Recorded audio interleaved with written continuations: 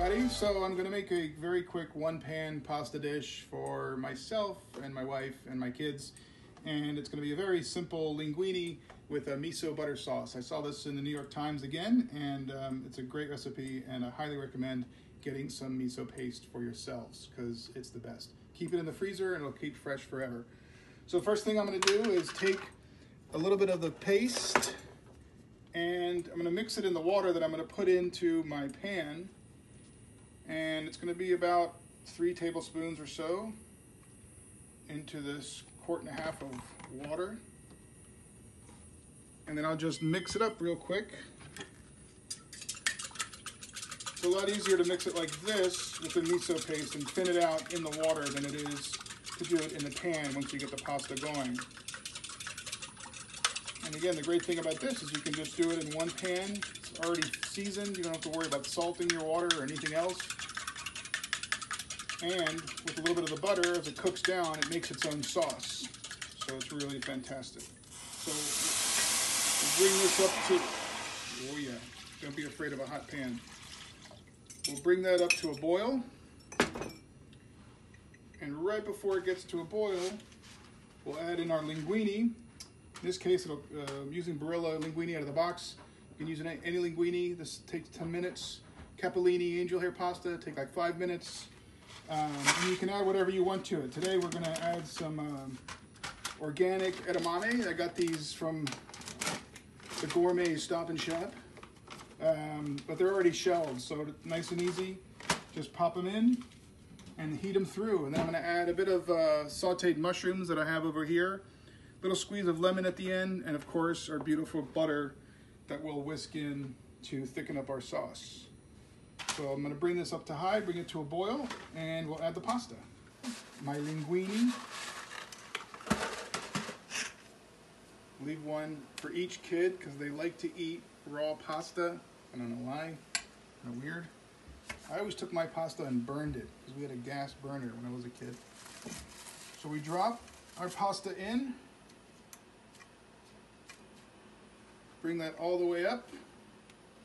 Save these for the kiddies. And then I'm going to bring it along a little bit faster, I'm going to put the lid on and let it steam up in there. Grab my trusty tongs and I'll be ready for the next step. Let's check on our pasta here. Looking pretty good. And you want to listen for it. Hear those tight little bubbles? Those are bubbles. So that tells you that the water is evaporating and it's cooking down to a nice sauce. I'm going to crank up the heat a little bit more here. And while I do that, I'm going to add the best ingredient the French ever invented, which is butter. Au beurre, as they say in France. I was with my family this past winter before the world came to a crashing halt, and we were in Paris for the first time with my wife and kids, and we had an absolute blast and ate and drank like kings. It was amazing. Suffice it to say, we had plenty of beurre every day and every night and for snack time. Okay, so the bubbles are sounding really good to me. Right now I'm going to put in my organic shelled edamame. I'm just going to eyeball it, mix it in. These are frozen, but they'll cook through. They're actually already cooked. They're already steamed in the pot and picked. So all we need to do is just warm them through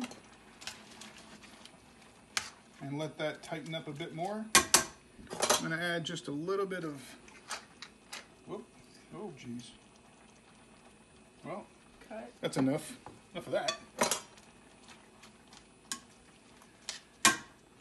All right, here we go, little final step. Just give it a little shake. Check everything out. It's looking pretty good. Of course, we got a taste test.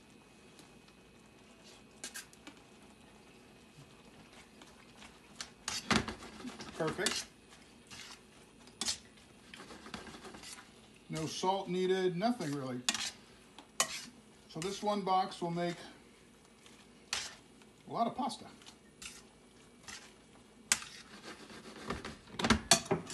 We're just gonna turn this off, get a bowl.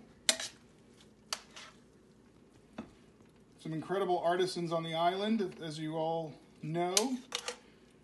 One of them is our friend Jody Levesque, who's an amazing baker in her own right, but she also made these incredible pottery bowls for us. And I'm hoping one day that she'll make them for our restaurant. Now, to finish things off, I'm going to put a little Japanese furikake. It's sesame and seaweed that are toasted. It's really great stuff.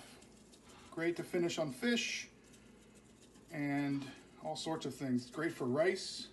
I put it all over pasta, and it gives it an amazing aroma as well as texture and flavor. Oh, we forgot our mushrooms too. Let's add our mushrooms in, you know, to gild the lily. Why not? We only live once. And one for the chef. All right, there you go. Miso pasta with edamame and mushrooms. Some roasted caramelized onions. The recipe will be in the link, and I'll see you next time when I'm going to make focaccia bread with caramelized onions, olives, and rosemary.